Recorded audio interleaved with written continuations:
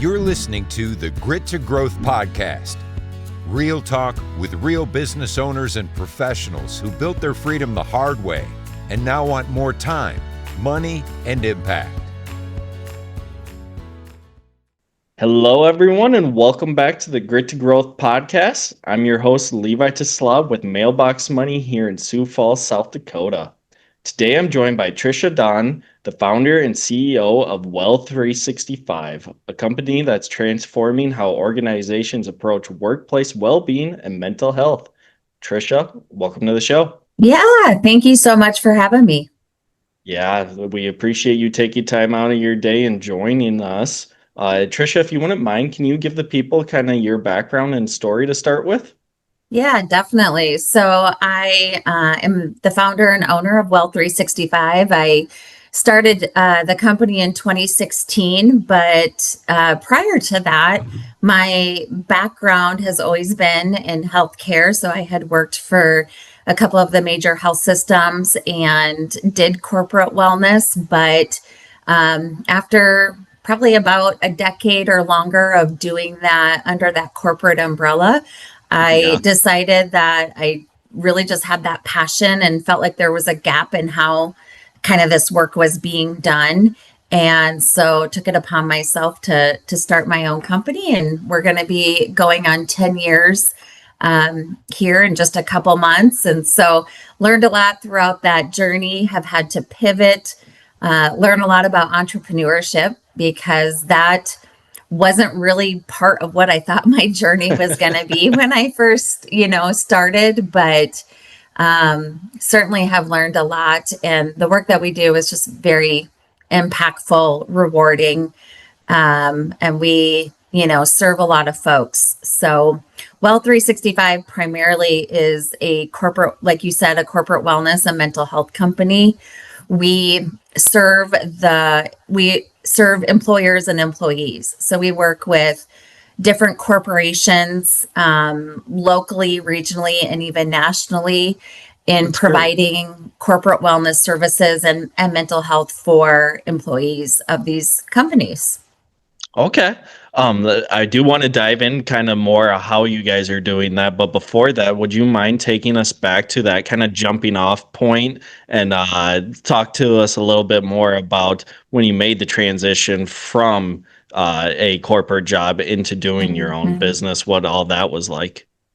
Yeah, it was not easy. I will tell you, I stewed about the idea for almost a year before I actually took the leap. Like I said, I mean, anyone who's taken that leap, it's a scary journey to be on. At the time, my husband is an educator. We very much relied on a dual income. And so even just like the financial scare of doing that, we were in the midst of a infertility journey, trying to grow our family. So in looking back, I'm kind of not sure how I actually did it because we had a lot going on. But, I really felt passionate that there was a gap and I felt like I could do things differently to better serve these employers. So once I did, I started out of my basement, with just me and myself. But what I had, I think, as an advantage is starting a company from work that I had already been doing was familiar. So it wasn't like that piece of it was unfamiliar territory. It was just more of like that business side that was super unfamiliar. And so, those first couple months, I really jumped into the entrepreneur community, and that was probably one of the biggest, lessons that I learned from starting off was I learned very quickly how lonely it was and how much I needed to reach out and surround myself with like-minded people who were smarter, more experienced, and all of that. And I soon was able to realize how amazing our community is in sense of embracing entrepreneurship and people who are generally wanting to have a coffee date to help you with any of those, gaps that you weren't sure of. So that Were was kind there of, were there specific groups that you were, or were you meeting with these groups and then making the personal connections and then picking the brain kind of thing? yeah, when I first started off, I wasn't aware of it, but back then, within the first couple months, I had learned of what was called the Zeal Center for Entrepreneurship, which Yeah. is essentially now Startup Sioux Falls. So I got pretty blessed early on where they had brought back what they called the accelerator program, and I had applied and was one of four startups that was accepted into that, which immediately surrounded me with leaders that were, partners of that program to have access to the financial, to the legal, to the marketing, to, kind of some of those key things of starting a business, and ended up having my first office space out at the Zeal Center, which again was like another layer of just surrounding myself with more people. So that's really kind of those beginning, like that, those first weeks, months, first year was there. That's amazing. And you touched on your family there. So, you mentioned infertility. You already had children at the time, correct? So you were doing this with having children. That's no small task. No, it's not. I know we were talking where you have a young family yourself. Yeah, when we first started the company, yeah, we were just in the mix of going through, that journey of, I mean, our youngest through IVF is just now 10. And so kind of in the mix of that. And so balancing, a growing family, the hardships of what infertility brings on a couple, losing secure financial income, a lot of unknowns, but I just had that passion. I'm a personality where once I put my mind to something, it's not, it's not a matter of not doing it. I'm going to do what it takes. And so I think there also is a certain drive and personality that really allows entrepreneurship to sustain when you have all of that together. Having walked that path, then someone who's still maybe on the beginning stages, is there any pieces of advice to help them get through it and continue down the path? Yeah, I mean, I hate to keep repeating surrounding yourself with like people, It's but a that great is a lesson. crucial piece of it. I think some of the biggest lessons I learned early on is, and it took me a little bit because I remember having the mindset of like I had to have all the answers, and because I was already struggling with that transition of being the business owner, that was something that I had to early on understand that like it's okay to not have all the answers.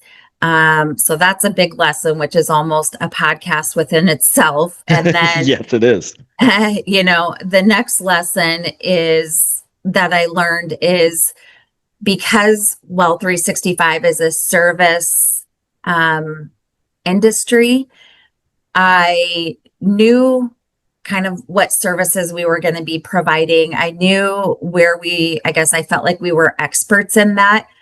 But within that came people or employers asking us to be beyond what we kind of our lane was. Okay. And when you're early in that entrepreneurship, you're very vulnerable to get clients and you need clients. And so I had to learn that it was okay to not say yes to everything or to everyone, and that there was no way for me to be successful could I be everything to everyone. But I had to kind of go through probably some failure or falling on my face a little bit to learn that, like, stick to your gut, stick to your lane, and you literally cannot be everything to everyone. You're better off trying to perfect and be an expert in what's within your scope of what you can do really well, versus trying to be everything to everyone and essentially being just.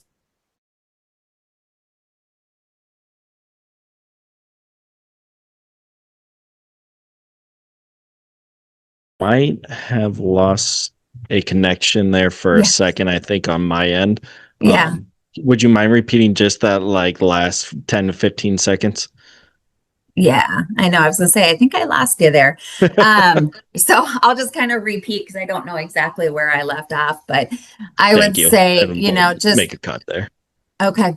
So essentially just learning that, some of those early on lessons of really just staying in my lane, um, being okay to know that I'm better off being able to be that expert in what I knew our team could do really well versus trying to say yes to everyone and then essentially just being like mediocre to everything. And sometimes Yeah. that's hard because when you're in a vulnerable state, you're just wanting to get clients and you're just wanting to, like meet the needs of what everyone's asking of you. And then just learning on quickly that, as a result of probably failing in some areas that I wasn't quite that expert in, that more so is going to backfire than just saying, like, this is what we do really well, but I can either collaborate with someone who is more of an expert in that, and go that approach is where I've found more success. That's great. Well, Trisha, would you mind kind of breaking it down what Well 365 kind of secret sauce and what the company's role doing, and then what your Yeah. role inside the company is? Yeah, absolutely. So what's interesting is I've mentioned a couple times I'm going into my 10th year. And so I think it's important for people to know that, again, one of the strategies is, where Well 365 is today is absolutely not where I was when I started off. And so you really have to stay innovative and you have to pivot with what your audience also is doing. And so I say that because when I first started, our services really included, me building up a team of nurses and healthcare professionals, like a dietitian, who could kind of serve the needs of those employees. And what that looked like was, going on site to these different industries, doing different assessments, and screenings that would identify early detection of chronic conditions. So we had that in place of, doing that and early detecting if individuals were at risk for cardiovascular disease, diabetes, hypertension, different, really just proactive preventive type work. And then had a team of wellness coaches that would really help then, implement solutions to target those different areas that we found. What became throughout that transition was employers were starting to realize, like, hey, this needs to be part of our benefit package. And Yeah. especially as the healthcare world changed, a lot of employers started to transition where before it was maybe like, hey, here's a gift card and a little perk. Now they Pizza started party. yeah, a pizza party and whatever. They then were looking at how can we integrate this into our benefit package and, do some work around that. So then kind of phased into that. And then about 5 years ago, and kind of the time that like COVID hit, I pre-COVID, I became very passionate also that mental health needed to be part of that space of what we offered because once we were identifying individuals that maybe had some, some health concerns going on, we were learning that a lot of the things that were preventing them from maybe putting some changes into their lifestyle, were just life or their mental health or their stress or life, you know, life. I just life was happening. So it really made me realize how important, kind of that mental health and physical health went hand in hand.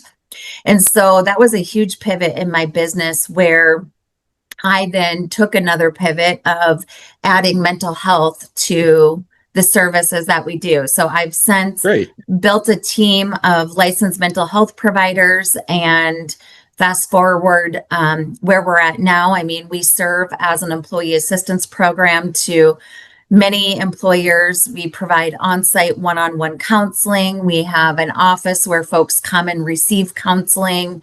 We do a lot of employer trainings to help equip workplaces to handle mental health in the workplace, to reasonable suspicion training, to really kind of that whole scope. And so I like to say now where Well 365 is we really are a one-stop shop for if you have a room of employees who, if you ask the question, what is it that you need to be your best self? For one person, if it's like, I need to exercise more. Another one's like, I want to quit smoking. Another one is like, I'm struggling with my mental health. And another one wants to, improve their blood pressure. And what can they do? I have a team of healthcare professionals that I can place with each of those individuals to help them, essentially lead a better quality of life. But at the end of the day, no matter what service we're providing, it is all about being proactive rather than reactive and bringing prevention to the workplace. That's amazing. So obviously, I think most people hearing that can agree on the individual for the employee, awesome benefits and everything. As the employer, I imagine they're seeing a lot more employee retention, not losing as many people. I know that's a lot of companies, and one of their biggest struggles is just hiring and retaining employees. Have you guys kind of been seeing that after you come in and implement that they are staying longer? Yeah, 100%. And what's been interesting is, I use myself as an example of, I'm before the days of staying on your parents' insurance until you're 26. And so, Yep. when I got done with school, it was like my parents educated me of like, what's it pay? Does it have health insurance? Well, as employers are now adapting to so many generations in that workforce, employers who have learned like, hey, we have to adapt on what our benefits package looks like.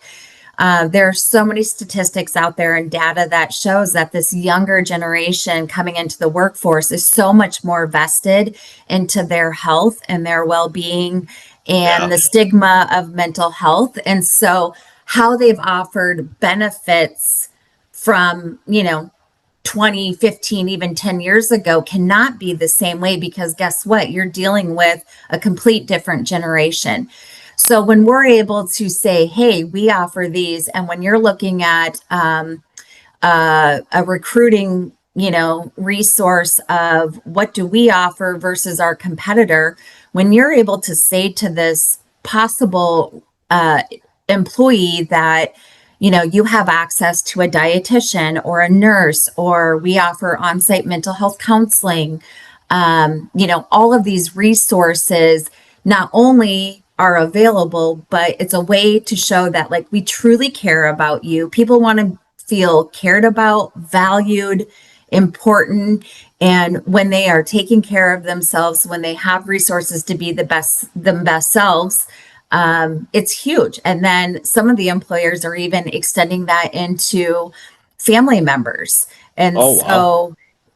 we're seeing that trend where now, we're not only covering the employee, but we want to extend this into, the rest of your family. And that alone for some people is the differentiation into why they want to come work for company A versus company B, who has none of that in place. So everyone has a different why and what they're looking for in a workplace setting. And just being able to have that at the table is a retention, a recruitment tool that employers can use. And we've seen it day after day. Yeah, that makes perfect sense. And for any employer, they need something to differentiate themselves. And I think that's an amazing, awesome way that benefits everyone. Yeah, absolutely. So, Trisha, what's kind of next for Well 365? Is there anything in the near future that you're very excited about, or maybe possibly Yeah. the next couple of years? Well, everyone keeps telling me that I need to make this 10-year celebration a big thing. And I'm like, well, I have a feeling I'm going to wake up the next morning and nothing will have changed. No, it's not going to feel different. It's kind of like a birthday, right? Yep. What we're most excited about is I still feel very passionate that there is so much work to be done. I feel like there is so much more and how we want to expand. What I'm really working on now, which maybe sounds silly that I haven't been as diligent about, is doing a better job of telling our story and who we are. Sometimes as an entrepreneur, it's just like head down, get the work done. And as a result, when I tell my story, the common thing is like, I had no idea and I don't know the scope of what you do. And so having opportunities like even just talking with you to tell our story is really part of the scope of just how can we help more companies bring these resources to them, and expand the great work that we're doing into other communities. And part of doing that is I've expanded. I have a team here in Sioux Falls, but I also have a team out in Rapid City and a team in Great. Aberdeen. And that is part of just our investment to try to spread across more employers across the state and regionally. We do work in over 20 states right now. But there's still a lot of work just here at home that can be done too. So that's really the goal, is just how can we continue to reach more, spread the word, advocate for the work that we're doing, and bring that to workplaces who are wanting to learn more. That's awesome. Well, I'm glad I could help do a small part in that. I have no Yeah, doubt thank that you. you're going to succeed just like you have with this business. So that is awesome. Appreciate it.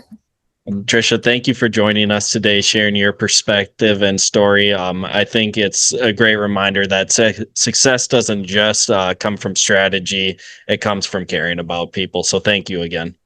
Absolutely. Thank you so much. We'll see everyone on the next one.